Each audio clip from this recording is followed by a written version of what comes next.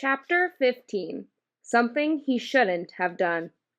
For several weeks the rain was on and off, and on and off, and Bruno and Shmuel did not see as much of each other as they would have liked. When they did meet, Bruno found that he was starting to worry about his friend because he seemed to be getting even thinner by the day, and his face was growing more and more gray. Sometimes he brought more bread and cheese with him to give to Shmuel, and from time to time he even managed to hide a piece of chocolate cake in his pocket. But the walk from the house to the place in the fence where the two boys met was a long one, and sometimes Bruno got hungry on the way and found that one bite of the cake would lead to another, and that in turn led to another, and by the time there was only one mouthful left, he knew it would be wrong to give that to Shmuel, because it would only tease his appetite and not satisfy it. Father's birthday was coming up soon, and although he said he didn't want to fuss, Mother arranged a party for all the officers serving it out with, and a great fuss was made to prepare for it. Every time she sat down to make more plans for the party, Lieutenant Cotler was there beside her to help, and between them they seemed to make more lists than could ever possibly be needed. Bruno decided to make a list of his own, a list of all the reasons why he didn't like Lieutenant Cotler. There was the fact that he never smiled and always looked as if he was trying to find somebody to cut out of his will. On the rare occasions when he spoke to Bruno, he addressed him as little man, which was just plain nasty because, as Mother pointed out, he just hadn't had his growth spurt yet. Not to mention the fact that he was always in the living room with Mother and making jokes with her, and Mother laughed at his jokes more than she laughed at Father's. Once, when Bruno was watching the camp from his bedroom window, he saw a dog approach the fence and start barking loudly, and when Lieutenant Cotler heard it, he marched right over to the dog and shot it. Then there was all that nonsense that Gretel came out with whenever he was around. And Bruno still hadn't forgotten the evening with Pavel, the waiter who was really a doctor, and how angry the young lieutenant had been. Also, whenever Father was called away to Berlin on an overnight trip, the lieutenant hung around the house as if he were in charge. He would be there when Bruno was going to bed and be back again in the morning before he even woke up. There were a lot more reasons why Bruno didn't like Lieutenant Cotler, but these were the first things that came into his mind. On the afternoon before the birthday party, Bruno was in his room with the door open when he heard Lieutenant Cotler arriving at the house and speaking to someone, although he couldn't hear anyone answering back. A few minutes later, as he was coming downstairs, he heard Mother giving instructions about what needed to be done, and Lieutenant Cotler saying, "Don't worry, this one knows which side his bread is buttered on," and then laughing in a nasty way. Bruno walked toward the living room with a new book Father had given him called Treasure Island, intending to sit in there for an hour or two while he read it. But as he walked through the hallway, he ran into Lieutenant Cotler, who was just leaving the kitchen. "Hello, little man," the soldier said, sneering at him as usual. "Hello," Bruno said, frowning. "What are you up to, then?" Bruno stared at him and started thinking of even more reasons to dislike him. "I'm going in there to read my book," he said, pointing toward the living room. Without a word, Cotler ripped the book out of Bruno's hand and started to flick through it. "Treasure Island," he said. "What's it about, then?" "Well, there's an island," said Bruno slowly, to make sure that the soldier could keep up. "And there's treasure on it." "I could have guessed that," said Cotler, looking at him as if there were things he would do to the boy if he were a son of his and not the son of the commandment. "Tell me something I don't know about it."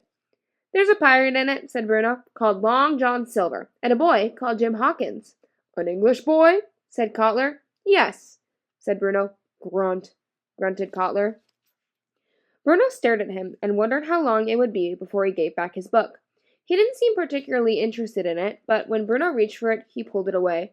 "Sorry," he said, holding it out again, and when Bruno reached for it, he pulled it away for the second time.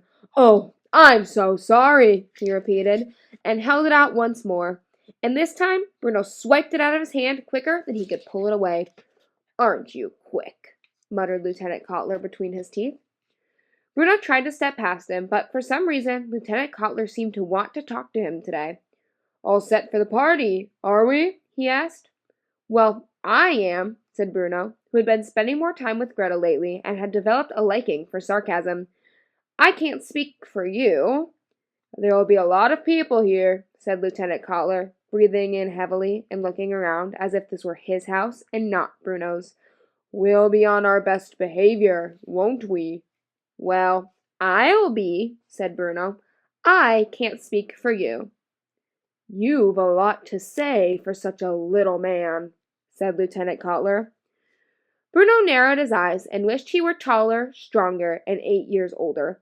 A ball of anger exploded inside him and made him wish that he had the courage to say exactly what he wanted to say. It was one thing, he decided, to be told what to do by mother and father. That was perfectly reasonable and to be expected. But it was another thing entirely to be told what to do by someone else, even by someone with a fancy title like lieutenant. Oh, Kurt, precious, you're still here, said Mother, stepping out of the kitchen and coming towards them. I have a little free time now if— Oh, she said, noticing Bruno standing there. Bruno, what are you doing here? I was going into the living room to read my book, said Bruno, or I was trying to, at least. Well, run along into the kitchen for the moment, she said. I need a private word with Lieutenant Cutler.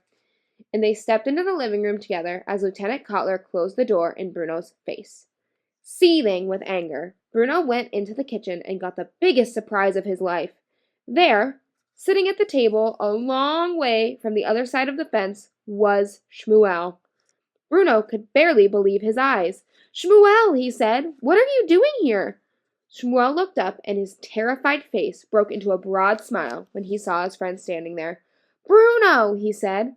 What are you doing here? repeated Bruno, for although he still didn't quite understand what took place on the other side of the fence, there was something about the people from there that made him think they shouldn't be here in this house. He brought me, said Shmuel. He? asked Bruno. You don't mean Lieutenant Cutler. Yes, he said there was a job for me to do. And when Bruno looked down, he saw 64 small glasses, the ones Mother used when she was having one of her medicinal sherries, sitting on the kitchen table, and beside them a bowl of warm soapy water and lots of paper napkins. What on earth are you doing? asked Bruno. They asked me to polish the glasses, said Shmuel. They said they needed someone with tiny fingers. As if to prove something that Bruno already knew, he held his hand out, and Bruno couldn't help but notice that it was like the hand of the pretend skeleton that Herr Litz had brought with him one day while they were studying human anatomy. I've never noticed before, he said in a disbelieving voice, almost to himself. Never noticed what? asked Shmuel. In reply, Bruno held his own hand out so that the tips of their middle fingers were almost touching.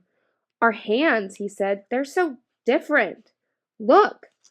The two boys looked down at the same time, and the difference was easy to see. Although Bruno was small for his age and certainly not fat, his hand appeared healthy and full of life. The veins weren't visible through the skin, the fingers weren't little more than dying twigs. Shmuel's hand, however, told a very different story. How did it get like that? He asked. I don't know, said Shmuel. It used to look more like yours, but I didn't notice it changing. Everyone on my side of the fence looks like this now. Bruno frowned. He thought about the people in their striped pajamas and wondered what was going on out with, and whether it wasn't a very bad idea if it made people look so unhealthy. None of it made any sense to him. Not wanting to look at Shmuel's hand any longer, Bruno turned round and opened the refrigerator, rooting about inside for something to eat. There was half a stuffed chicken left over from lunchtime, and Bruno's eyes sparkled in delight, for there were very few things in life that he enjoyed more than cold chicken with sage and onion stuffing. He took a knife from the drawer and cut himself a few healthy slices and coated them with the stuffing before turning back to his friend.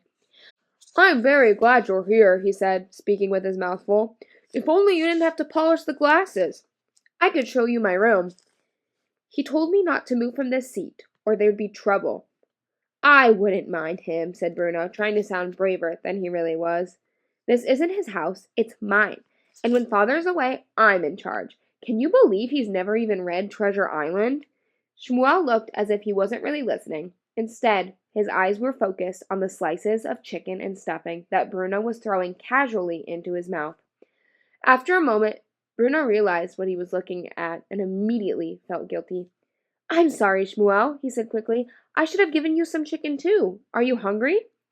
That's a question you never have to ask me, said Shmuel, who, although he had never met Gretel in his life, knew something about sarcasm too. Wait there, I'll cut some off for you, said Bruno, opening the fridge and cutting another 3 healthy slices. No, if he came back, said Shmuel, shaking his head quickly and looking back and forth towards the door. If who came back? You don't mean Lieutenant Kotler. I'm just supposed to be cleaning the glasses, he said, looking at the bowl of water in front of him in despair, and then looking back at the slices of chicken that Bruno held out to him. He's not going to mind, said Bruno, who was confused by how anxious Shmuel seemed. It's only food. I can't, said Shmuel, shaking his head and looking as if he was going to cry. He'll come back, I know he will, he continued, his sentences running quickly together. I should have eaten them when you offered them. Now it's too late. If I take them, he'll come in and— Shmuel, here, said Bruno, stepping forward and putting the slices into his friend's hand. Just eat them. There's lots left for our tea. You don't have to worry about that.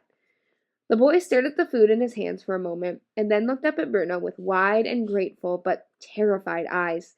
He threw one more glance in the direction of the door, and they seemed to make a decision, because he thrust all 3 slices into his mouth in one go and gobbled them down in 20 seconds flat. Well, you don't have to eat them so quickly, said Bruno. You'll make yourself sick. I don't care, said Shmuel, giving a faint smile. Thank you, Bruno. Bruno smiled back, and he was about to offer him some more food, but just at that moment Lieutenant Kotler reappeared in the kitchen and stopped when he saw the 2 boys talking. Bruno stared at him, feeling the atmosphere grow heavy, sensing Shmuel's shoulders sinking down as he reached for another glass and began polishing. Ignoring Bruno, Lieutenant Kotler marched over to Shmuel and glared at him. What are you doing? He shouted. Didn't I tell you to polish those glasses? Shmuel nodded his head quickly and started to tremble a little as he picked up another napkin and dipped it into the water. Who told you that you were allowed to talk in this house? Continued Kotler. Do you dare to disobey me? No, sir, said Shmuel quietly. I'm sorry, sir. He looked up at Lieutenant Kotler, who frowned, leaning forward slightly and tilting his head as he examined the boy's face. Have you been eating? He asked him in a quiet voice, as if he could scarcely believe it himself. Shmuel shook his head. You have been eating, insisted Lieutenant Kotler. Did you steal something from that fridge? Shmuel opened his mouth and closed it. He opened it again and tried to find words, but there were none. He looked towards Bruno, his eyes pleading for help. Answer me! Shouted Lieutenant Kotler. Did you steal something from that fridge? No, sir, he gave it to me, said Shmuel, tears welling up in his eyes as he threw a sideways glance at Bruno. He's my friend, he added. Your, began Lieutenant Kotler, looking across at Bruno in confusion. He hesitated. What do you mean, he's your friend? He asked. Do you know this boy, Bruno? Bruno's mouth dropped open, and he tried to remember the way you used your mouth if you wanted to say the word yes.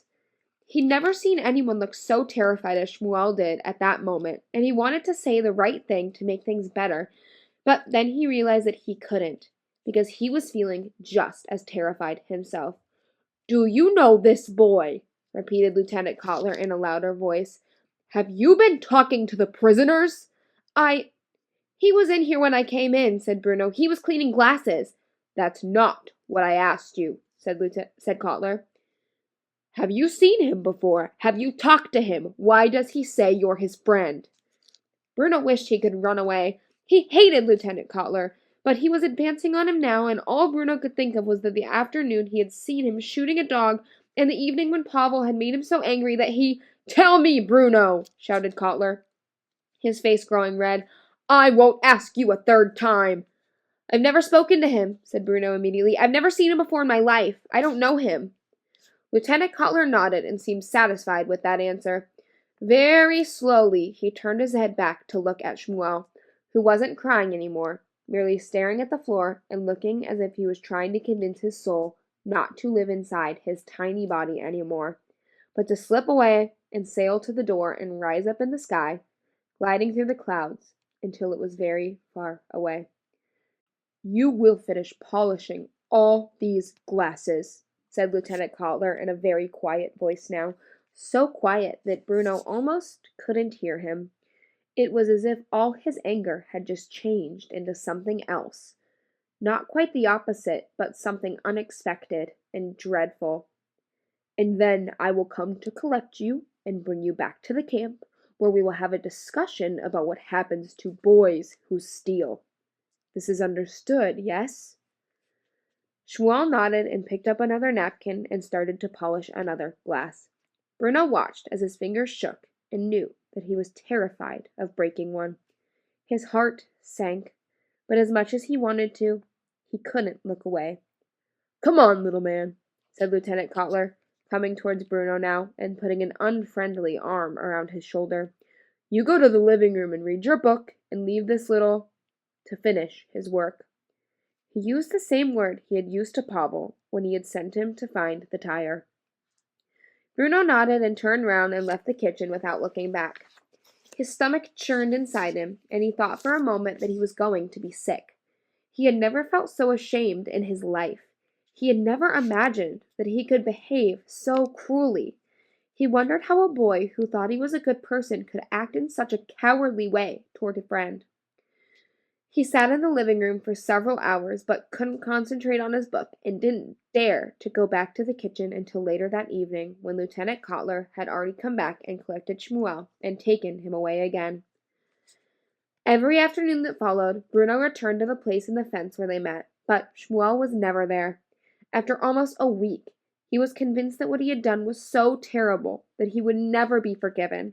But on the 7th day, he was delighted to see that Shmuel was waiting for him, sitting cross-legged on the ground as usual and staring at the dust beneath him. "Shmuel," he said, running toward him and sitting down, almost crying with relief and regret. "I'm so sorry, Shmuel. I don't know why I did it. Say you'll forgive me." "It's all right," said Shmuel, looking up at him now. There was a lot of bruising on his face, and Bruno grimaced, and for a moment he forgot about his apology. "What happened to you?" he asked, and then didn't wait for an answer. "Was it your bicycle? Because that happened to me back in Berlin a couple of years ago. I fell off when I was going too fast, and was black and blue for weeks. Does it hurt?" "I don't feel it anymore," said Shmuel. "It looks like it hurts." "I don't feel anything anymore," said Shmuel. "Well, I'm sorry about last week," said Bruno. "I hate that Lieutenant Cutler. He thinks he's in charge, but he isn't." He hesitated for a moment, not wanting to get sidetracked. He felt that he should say it one last time and really mean it. "I'm very sorry, Shmuel," he said in a clear voice. "I can't believe I didn't tell him the truth. I've never let a friend down like that before. Shmuel, I'm ashamed of myself." And when he said that, Shmuel smiled and nodded, and Bruno knew that he was forgiven. And then Shmuel did something that he had never done before. He lifted the bottom of the fence up, like he did whenever Bruno brought him food. But this time, he reached his hand out and held it there, waiting until Bruno did the same, and then the two boys shook hands and smiled at each other. It was the first time they had ever touched.